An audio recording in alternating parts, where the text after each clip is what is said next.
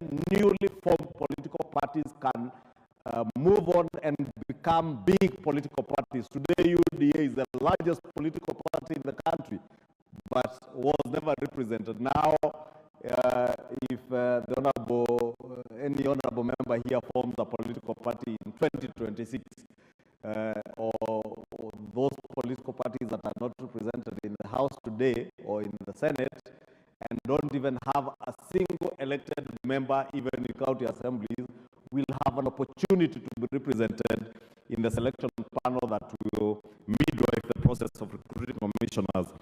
We'll also have one person who shall be from a parliamentary party or coalition of parties forming the national government, that is the majority, and one shall be from a political party or coalition of parties not forming the national government, that is from the minority side. 3 will be one person nominated by the Law Society of Kenya, as the case was in the old act or in the act that we seek to amend. And 4 will be one person nominated by the Institute of Certified Public Accountants of Kenya. This is a new provision recognizing, as I say, the role of professionals. And I think in the wisdom of the NATCO committee, they did appreciate that elections and election results tallying have a lot to do with both technology and the tallying basically is a summation of numbers. And who better to represent interests of people who can tally numbers other than the Institute of Certified Public Accountants, just like lawyers are represented by LSK. Lastly, will be 2 persons nominated by the Interreligious Council of Kenya. And Honorable Speaker, this again is as the case was before, where the Interreligious Council of Kenya had 2 members being nominated to this panel. Further, Honorable Speaker, the bill proposes amendments to the Iebc Act to provide that the selection panel shall finalize the recruitment exercise within 90 days of its appointment and forward the names of the nominees to the President, and shall therefore thereafter stand dissolved. Given the urgency of this matter, the prescribed timeline is geared towards ensuring that the selection panel process is concluded within time. Honorable Speaker, the old act or the act that we are seeking to amend did not provide for a timeline. And you see Kenyans, especially those from Banisa constituency, had to go to court to instigate a closure of the process, because the process under the current act is open-ended. Until the panel concludes the process, nobody or nothing in law tells the panel that you must recruit commissioners within a certain period. We are now seeking to amend the law to ensure that it no longer remains an open-ended process. It is a process that is time-bound. Therefore, once the panel is constituted, once this bill begins the work either of conducting by-elections or preparing for the next general elections in 2027, and also the process, the very important process of boundaries delimitation ahead of time, because again, Honorable Speaker, we are cognizant and we are cognizant even within NARCO of the need, as recommended by the Curricular Commission, not to have boundaries being delimited very close to a general election, or even having very many electoral reforms and change members may still be nominated in the new selection panel once the bill is enacted into law. Honorable Speaker, we also appreciated that the panel has already done some work, and they had called for the Parliamentary Service Commission, LSK, the interreligious. Honorable Speaker, the bill is acknowledged on matters ICT. Our electoral process is largely technology-driven. About numbers, tallies. Tallying is a summation of numbers. 1 plus 1 is 2, it can never be 3. And therefore, we need the accountants to ascertain that 1 plus 1 is always 2, not 3. Because lawyers can argue that 1 plus 1 is not necessarily 2, it could be 3. And they will find a clever way of arguing that 1 plus 1 is 3. But accountants are fact, because the transmission of election results, you know, is one of the issues that has been a very sticky issue during transmission of election results. Constituency or your sub-county headquarters to Bomas of Kenya.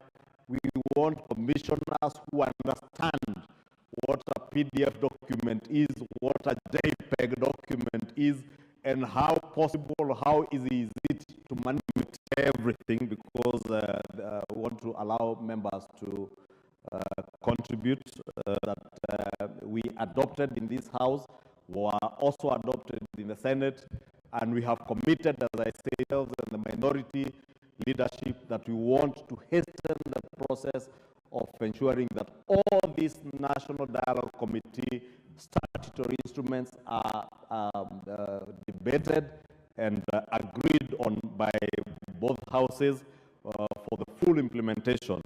And I do not need to belabor the importance, especially of the Iebc Commission, to be in place. With those many remarks, I do pray for your support, honorable members, in this process and in adopting this Iebc Amendment Bill of 2024. And with those many remarks, I beg to move. And I want to request the Honorable Leader of Minority now to second. Thank you, Honorable Speaker. Honorable Speaker, thank you very much. I rise to second. And I want to thank my good friend, the Deputy Minority Whip, who was on standby to perform this onerous task in my absence. But now that I'm back, I've taken charge. Honorable Speaker, let me start by saying this, that this is the first NADCO bill to get to the second reading stage. As you recall, NADCO produced a total of 9 bills. 9 bills. This is the first NADCO bill to get to the second reading stage of the House legislative process. And I want to say from the very outset that this is a bill that we should support and pass like yesterday. Honorable members, you might be sitting here and you forget that there's a constituency in Mandera County known as Banisa, which has gone without an MP for now more than a year, for the reason that there has been no functioning Iebc in place. It is such a serious matter, honorable members, that we cannot afford to be oblivious to. And therefore, the passage of this bill must be hastened, if only to address the constitutional requirement of equal representation in this country. That is one. Two, Honorable Speaker, as a country, we cannot afford to tempt fate all the time. All the time tempting fate. Why do I say so? You know, God forbid, if we were to have vacancies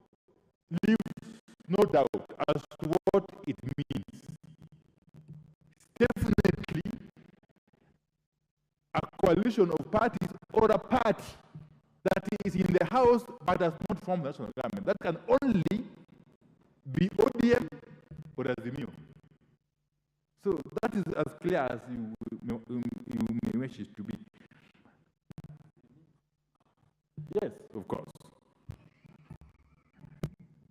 Then there's the issue of the timeline, because we saw some mischief.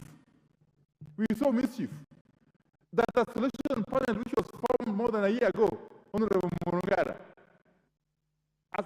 is still in existence because they had no sunset clause. The panel could exist for as long as it wanted. For so long as the panel had not concluded its work and handed over the names to the president, it existed. It could even exist for 5 years. Actually, it could exist for infinity. So that was a very dangerous situation that was created by the makers of that law. So we have dealt with that mischief by creating a timeline within which the panel must conclude its work and submit names for appointment. And that is 90 days. Let me not fail to thank the Makanda committee, Makanda panel. This is Makanda. The Makanda panel. They have done their work. They have done their best. We know they are operating under difficult circumstances. They were supposed to be identifying or selecting commissioners of IBC when people are fighting on the streets. And they are Kenyans. They had to be alive to what was happening outside. Because any small mistake would have led to more problems. So I must thank them for their wisdom and a sense of nationalism and patriotism. I'm sure history will be kind to them. Remember, they still have a chance to come back to the new panel.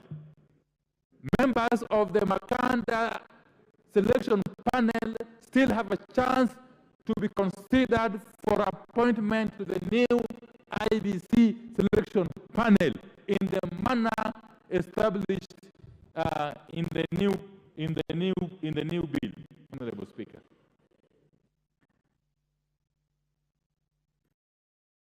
There is the issue of the term limit for the CEO of the IBC. The other day I heard some people making some representation that recommendation is uncalled for, that recommendation is ill thought. If you cannot get into work and be able to learn your work and be able to deliver in 3 years, then you have got no business accepting that work.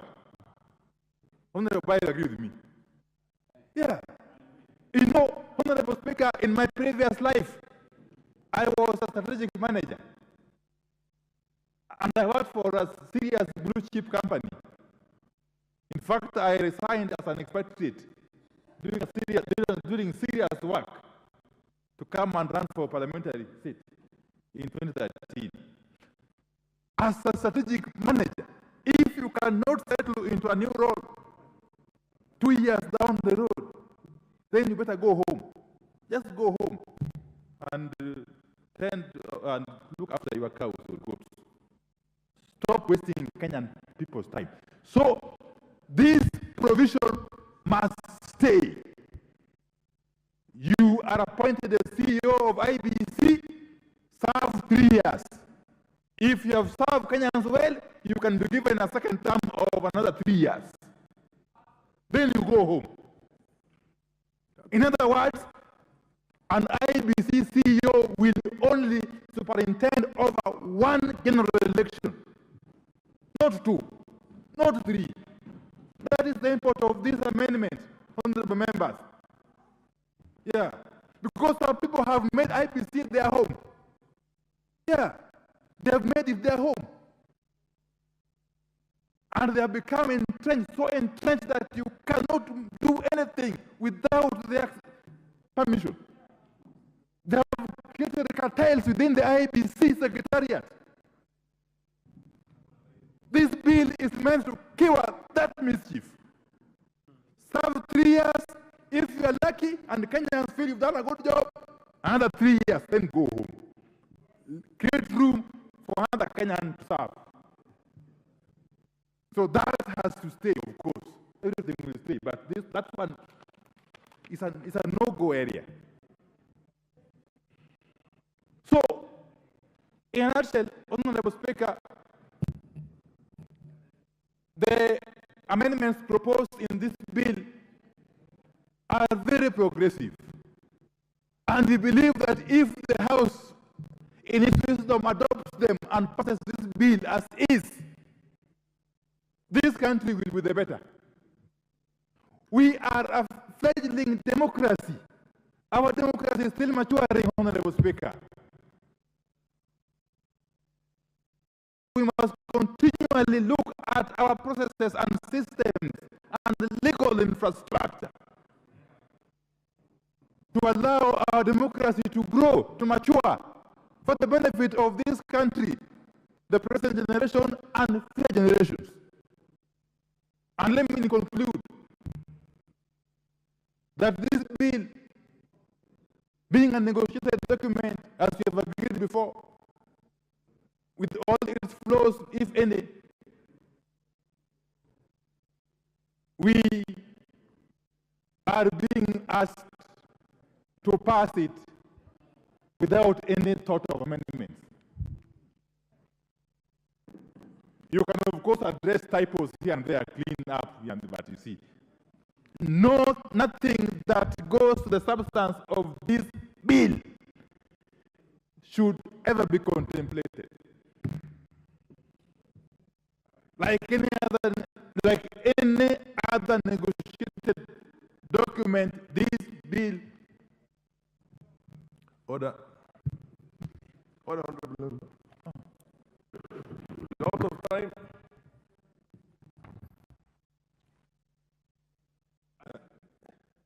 You second. I don't know. Have you seconded? Yes. Yes, seconded. Yes. Honorable Speaker, I second. Thank you very much.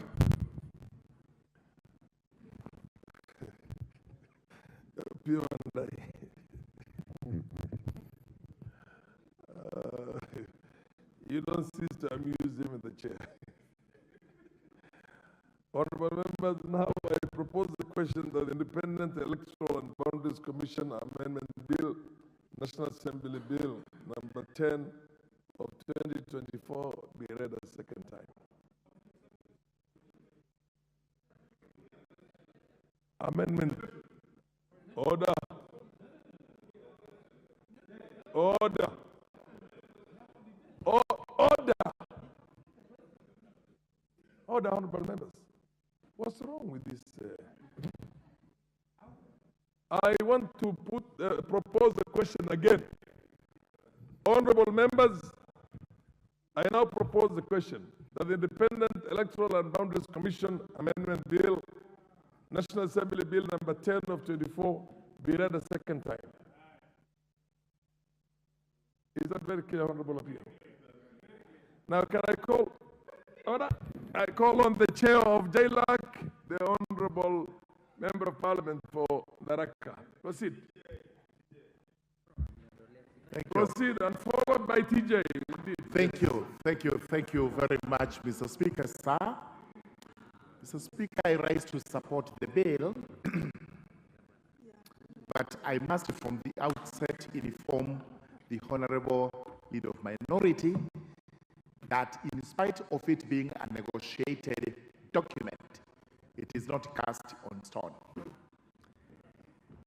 The Justice and Legal Affairs Committee, for which I am extremely grateful, did a thorough job when it came to scrutinizing this bill.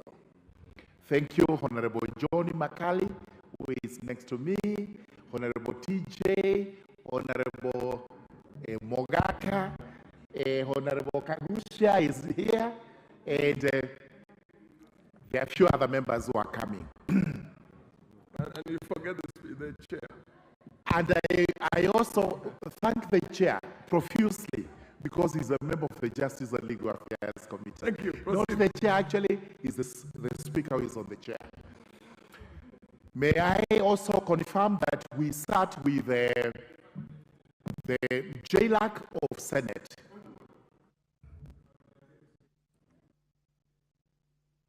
What's your order?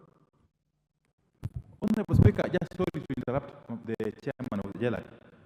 Honorable Speaker, I am being told through whispers from behind here that there's a report from JLAC. I haven't seen any. Could you direct that I get a copy? It's available. Thank you. You will get it. Yeah, thank you. It's on demand, available. Thank you, Honorable Speaker. Proceed. Honorable Leader Minority, Opio Wandai, it was tabled. So you will get a copy. You need to read it because it has certain proposals which may be of interest to you and to the entire House, because as we are saying, nobody else in this country can make anything that has force of law apart from Parliament. And therefore, what was brought here by NADCO is just but a proposal. The real law is going to be made by this House. So I confirm that we start with the JLAC of the Senate, and I emphasize that in fact we did the public participation together. So when this bill goes to the Senate, it did not have a second public participation, and we hope also there are going to be a due delay with further amendments. Honorable Speaker, I wish to speak to the proposed amendments.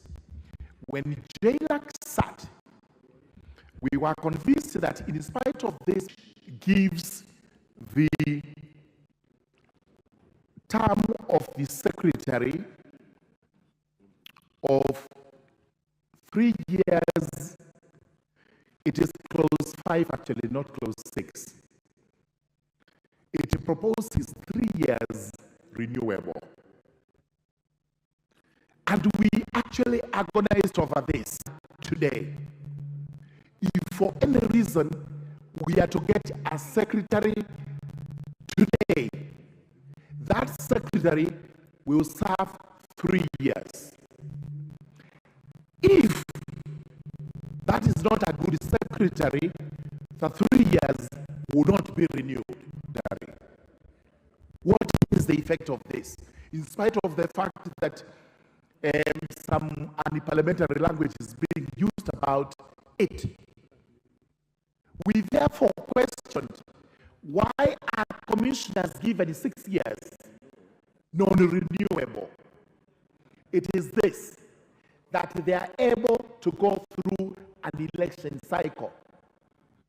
So we actually found it prudent that a secretary must also go through an election cycle. Because if you appoint a secretary 3 years, the first year of the election, after election, he will not do an election. The next one who will come in may have less than 2 years to do an election.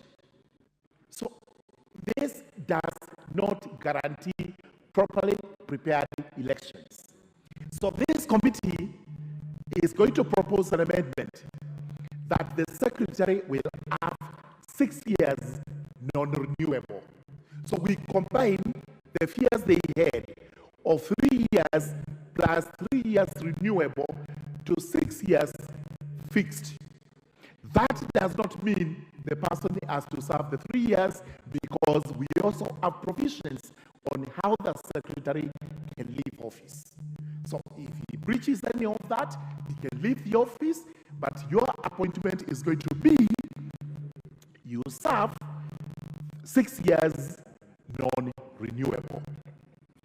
We have also made it clear that for the current secretary, because he's got accrued rights and legitimate expectation, we will preserve in the amendments the term unexpired From the contract he has, which may be of 6 years, he has 1.5 or 2 years to go. We have preserved that because we do not wish to face lawsuits because of legitimate expectation. We have also made a few more recommendations, including Clause 7, which proposes to amend Section 36 of the Act. Having looked at it carefully, we have rearranged Section 36 so that now it becomes a new Section 24B. What we have done also is regards the solution of the selection panel. We have left it as it is. However, we have to introduce a clause that kicks in the president's action to declare vacancies. Because as per this law, the person is honorable one day is complaining about must declare the vacancies within a given period of time. Then after that, we have made a proposal on the selection panel that the nominating agencies, they've been provided for here by NADCO, that they will do it in a competitive manner. They will have to do so within 14 days. After 14 days, the president will have 7 days within which to name the selection panel.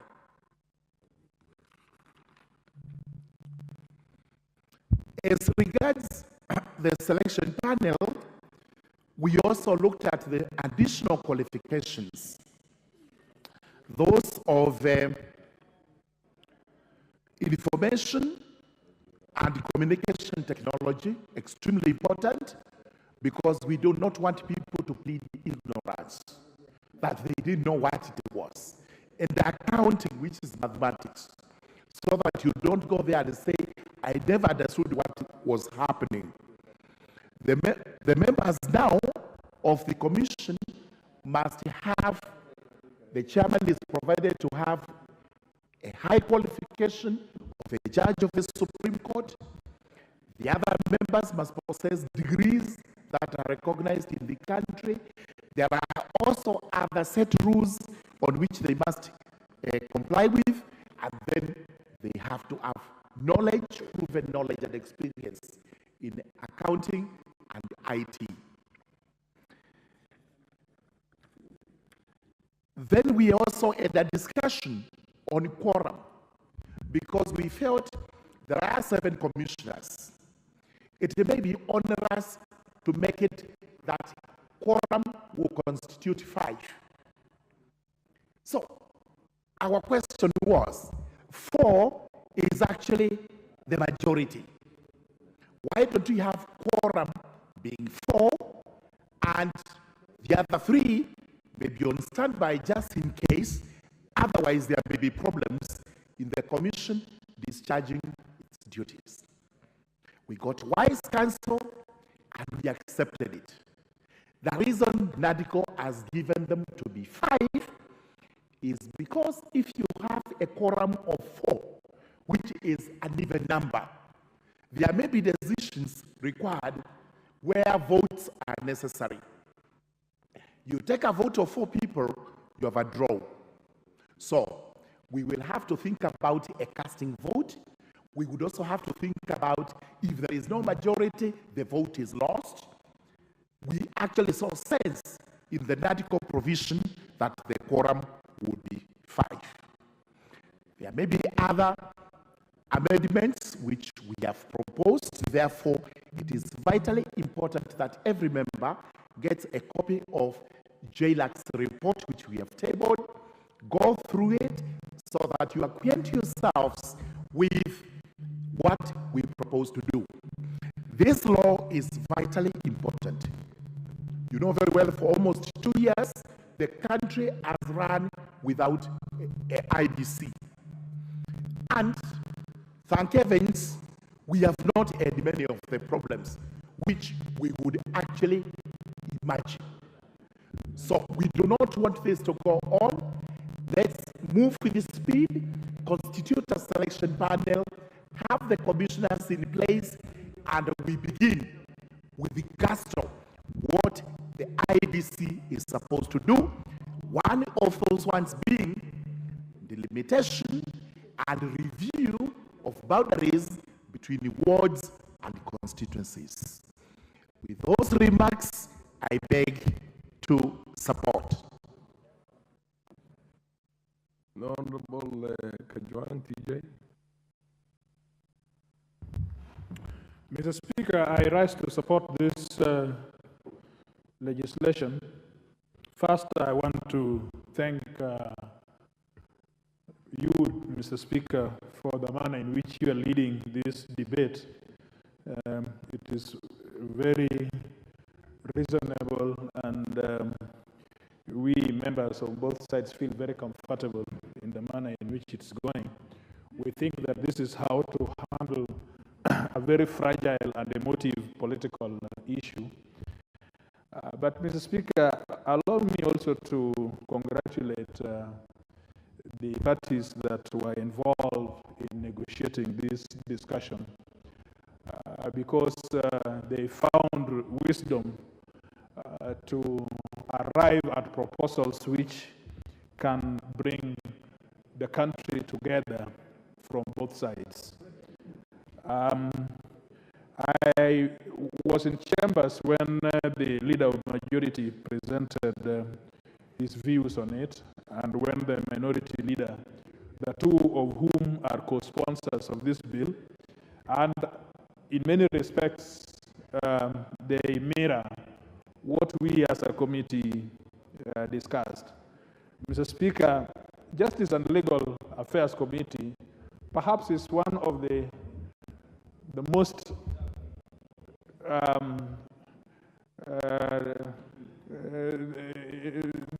contemplating committees to be a member.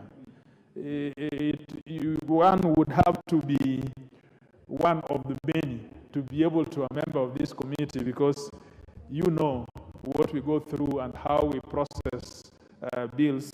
And so when we bring them into this house, we have really searched and we have really put our heads on it in spite of the circumstances that we face. Mr. Speaker, this is the bill of make or break in a society, because elections, especially in Kenya, has been built to be a very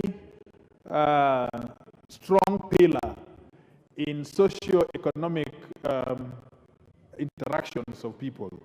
So if you mismanage elections, you probably mismanage everything else.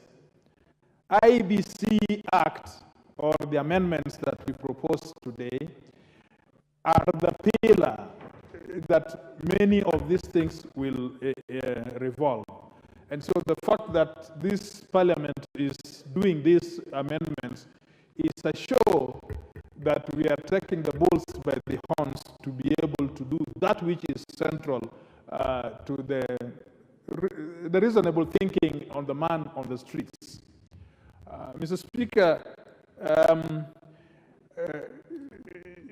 the bill is good as it is, but I think that the leader of minority has made a comment which I think we can expand, that even though it is good as it is, we still can improve it in terms with the reflection and with the information that we now have to make it better.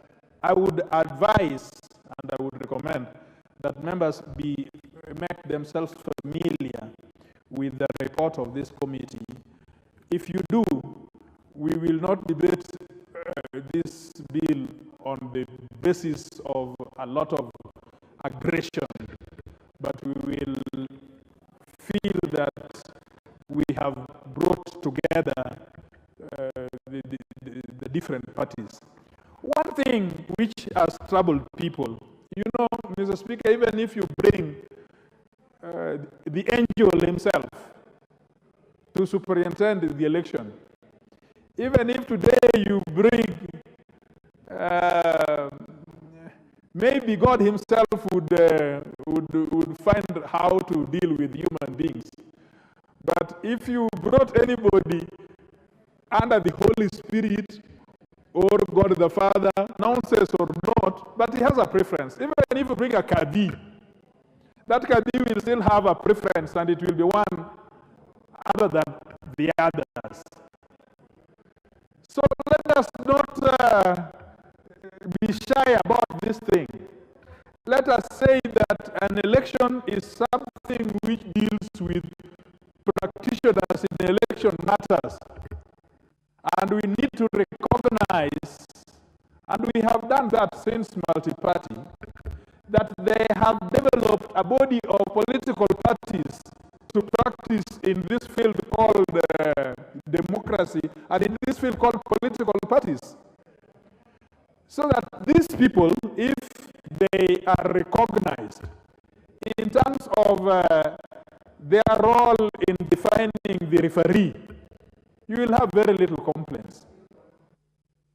But if you decide that these people are coming from other people who are not practitioners, public service, or those other entities who have nothing to do with the election, you will still have problems. So this bill is saying that there is an expanded space of practitioners in this field. That is what happens in mature democracies. That is the American experience. That is the English experience. That there would be one or two or three political parties that the country will be gravitating around. If those people are aware and they are comfortable, or to some extent they can give confidence in how that referee is chosen, there would be no problem. And so, of course, everybody else, including parties which are non-parliamentary, I am told, and some of them are here, they would want to have a bite of the cherry. But parliamentary parties must be parliamentary parties, Mr. Speaker. Now, the minority leader should know that you used the term parliamentary, but you did not define it. I think it was because you didn't. Yes. Don't assume anything.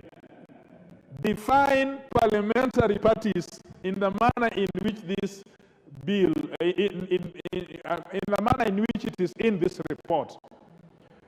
Define parliamentary parties to mean parties in the House, whether minority or majority, performing either making government or on the minority. But if you leave it that way, and then you define it in the standing orders, then you have a problem, because standing orders are unable to define with the legislative authority what those is. The last thing which I have seen, there is a lot of, courts have been very interactive in making decisions. And sometimes they make decisions, but they are not practitioners in this province which we call politics. You see, they have a problem with the chairman, the chairperson.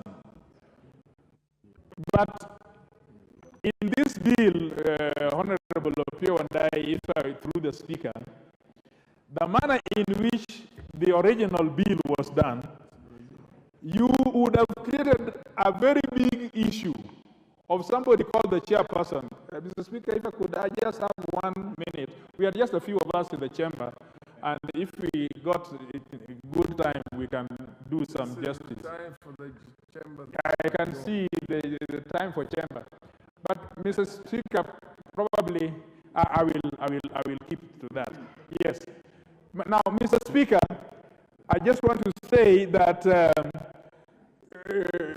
we would have made a mistake, minority leader. we would have created somebody called the chairperson, who is everybody. He is the chairperson, and everybody else, if he is not there to do certain things, nothing moves. Order. Order, honorable members. Honorable Kajwang, when we resume this debate, you still have 2 more minutes. And with good behavior, the speaker could add you a few more minutes also. Honorable members, the time being 7 p.m., this House stands adjourned until Wednesday, the 24th of April, 2024, at 9:30